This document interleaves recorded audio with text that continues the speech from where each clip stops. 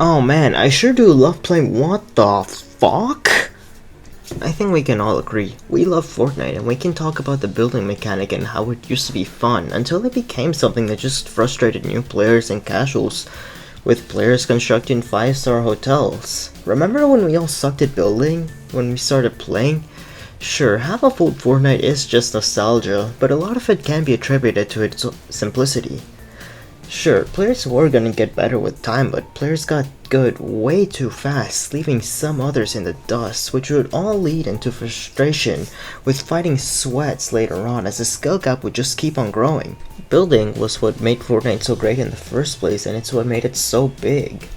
The idea of building your own cover when you're getting shot at, but created a distinct skill gap that would not only be something that would split the fan base apart later on, alienating people who just wanted to fight and not participate in build battles, but the introduction of Zero Build is something that would become a defining moment in the history of Fortnite. It not only brought back players who could finally play without worrying about building, but marking a point in the history of the game that would focus on bringing in more casual players, not just battle royale players. In the beginning, building was a form of strategy being used to provide cover, like if you had to heal or revive the downed friend, or if you needed height. It blended in perfectly with the gameplay, especially combined with the fact that everyone sucked at building from the start. Over time, players naturally got better. This should be expected in any game, but people developing new building techniques wasn't the issue here. The issue was just how out of control it got. When Fortnite introduced Playground Mode in Season 4, many people used this as an opportunity to put in comical amounts of practice, and combined with turbo building, introduced in the previous season, people could just build faster. They just held down a button to build. Of course, this would create a huge skill gap between more sweaty players, with them being able to masterfully build and edit their way through fights. This admittedly was, and still is, impressive to look at. However, it also was intimidating with all the practice people put in just to stomp you. Imagine this scenario for a second. You're a player, and you find someone else, and you start shooting. In your head, you expect them to perform a simple build. By the time you fire the second bullet, they've already replicated all of New York City, and you're back in the lobby frustrated about your experience. After a certain point, Fortnite stopped feeling fun for many. It went from being a fun battle royale to a game where your building took a higher priority, leaving less room for the gunplay, where it became a frantic construction competition in what you build mattered more than your aim. This sort of aggressive style of combat would drive people away. I mean, where's the fun to playing Fortnite just to be wiped by a 9-year-old in 2 seconds flat? Why should you play the game when you can't fight back? This drove people away, making some quit. They didn't want to enjoy this widening skill gap. Now you may be thinking the point that it fell off. Oh, who am I kidding? You know it, I know it. It was COVID-19. I'm not gonna beat around the bush here. With everyone at home, this led even more people to play Fortnite, practicing builds for hours at a time, leading to ridiculous amounts of sweats that we saw during the earlier part of the decade. Of course, not every lobby was unemployed. Skill-based matchmaking exists. The issue was that one game you'd win, and the next you just get instantly vaporized. I mean, even now this is an issue, especially when playing with friends and one of them is far more skilled than the rest of your group, but who cares when you're playing with friends? I mean, me personally, I'm just here to chill and crack dumb jokes with them. Now, of course, skill-based matchmaking that works like every other live service is far from the issue here. So what does Epic do? They added bots into your lobby so lower skill players wouldn't feel so discouraged, as these bots were comically easy to kill with terrible aim. However, these would become another issue, as it would become a majority of the people in your lobbies, removing the fun of winning. It felt empty now. It wasn't a real player that you were fighting against that was also strategizing against you. But I'm starting to get off topic here. This is a video on building mechanics, not bots. And then, one day, in 2022, just like that, Epic shut down building for a week as part of the ongoing story for the season. Players adored this gimmick. They wanted it to be its own mode. Fortnite actually felt fun again. Many veterans came back to the game. The game was turned on its head. Instead of building your cover, the map's natural terrain is its own cover. Now, instead of little Timmy sending you back to the lobby, it was people with experience in shooting and not building. For once, grown man finally had control of the game and not little Timmy. It felt great. It was a great time to play Fortnite. Some people who loved builds were outraged. How dare Epic Games take away their ability to build something?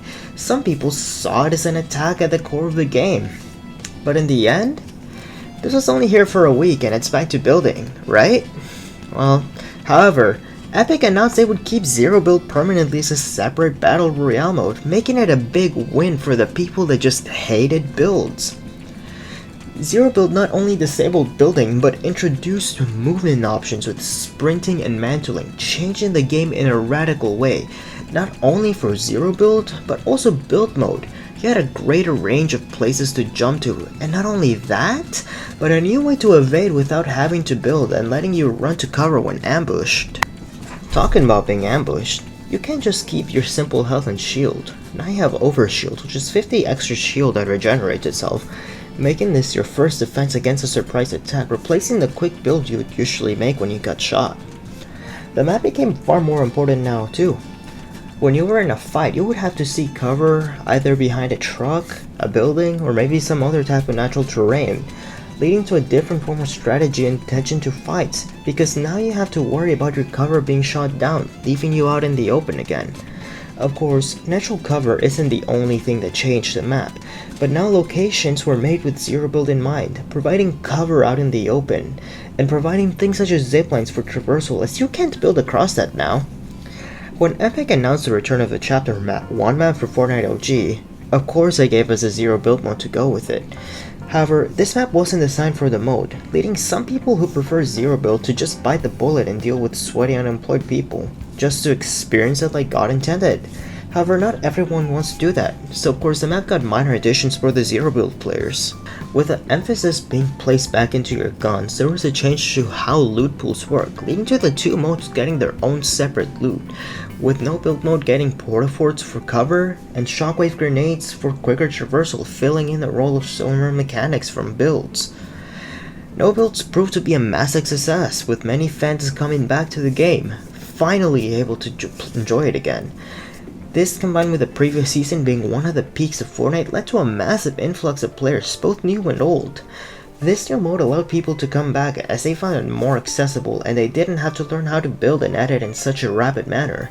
The simpler gameplay of builds allowed it to reach a more casual audience, giving it a wider appeal to others. The large influx would later lead to Fortnite becoming what it is today, with many more modes such as Fortnite Festival and a complete revamp to creative, turning it into something more like Roblox. It is quite ironic that with all of Fortnite's crossovers, it eventually became what Zuckerberg wanted the metaverse to be. With the two modes splitting its audience, it allowed both groups to thrive in their preferred environments, essentially ending the fights on the whether killing the game or not. Both modes also encourage different skills, with builds rewarding quick thinking, speed, and muscle memory. No builds encourage better aim positioning and awareness of the map and the location of enemies. Both of these skills are completely valid, and while different skill sets, they are still legitimate, as distinct as they are. Later on, the player base ended up even more fragmented with all the modes they added. Now, this is a good or a bad thing is completely up to you. Fortnite demonstrates you don't have to sacrifice depth for ability, as the complexity of building mode and no builds show that you can cater to two completely separate groups, not just one hardcore group. Epic's decision to remove a core mechanic showed a moment of them listening to the community and its issues with building, not just dominant voices like pro players. The push to market the game towards casuals is what led to the evolution of the game's identity into a platform for many experiences, not just Battle Royale and some other modes. There's completely different takes in Battle Royale or creative experiences that frankly don't feel like Fortnite sometimes. The building to Fortnite was a double-edged sword. While contributing to the rise of the game, it also became a cause for complaint with all the widening skill gap that it brought in, ruining the fun for other players. Ultimately, the evolution of Fortnite isn't just about a game mode, it's about the choices when a core mechanic integral to the game hurts its image and its growth. Sometimes, in order to evolve, you have to cut something off like that just to reinvent its core. If you enjoyed this video, make sure to like, comment, subscribe, you know the drill. It helps the channel out. Yeah, thanks for all the support you guys have been shown lately. Hopefully all of you guys are safe and warm after that snowstorm that literally hit the entire country. But yeah, with that, until next time, see ya.